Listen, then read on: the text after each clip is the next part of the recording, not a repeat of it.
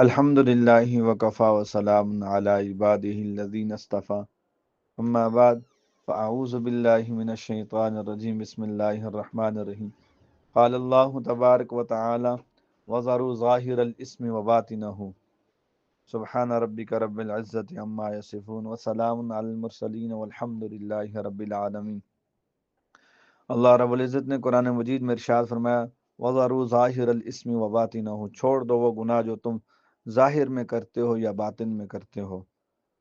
اس آیت کریمہ کے اندر اللہ رب العزت نے بتا دیا جو انسان ظاہری گناہ کرتا ہے یا باطنی گناہ کرتا ہے ان سے توبہ کرے، اور ایک حدیث مبارکہ کے اندر آتا ہے التائب من الذنب کمن لا ذنب لہ، گناہوں سے توبہ کرنا ایسے ہے جیسے اس نے کوئی گناہ کیا ہی نہیں۔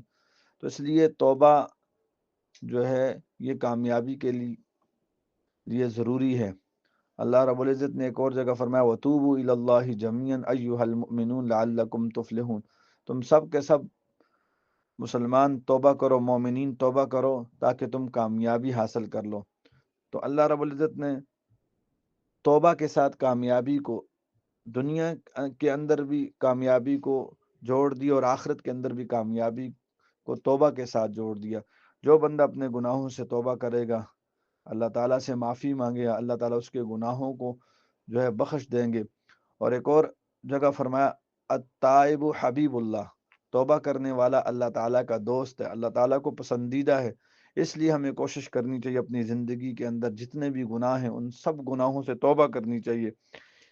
ہمارے حضرت جی فرماتے ہیں اگر کوئی بندہ شریعت کے اندر اگر 100 گناہ ہیں اور بندہ 100 گناہ کرتا ہے تو وہ اللہ رب العزت 100 قدم دور ہے، اور فرماتے ہیں یہاں تک کہ اگر کوئی بندہ 50 گناہ کرتا ہے وہ اللہ تعالیٰ سے 50 قدم دور ہے، یہاں تک کہ فرمایا کہ اگر ایک گناہ کرتا ہے تو وہ اللہ تعالیٰ سے 1 قدم دور ہے۔ جب تک انسان اپنی زندگی سے گناہوں کو نہیں نکالے گا اس وقت تک اس انسان کو اللہ تعالیٰ کا تعلق، اللہ تعالیٰ کی معرفت اور محبت حاصل نہیں ہوگی۔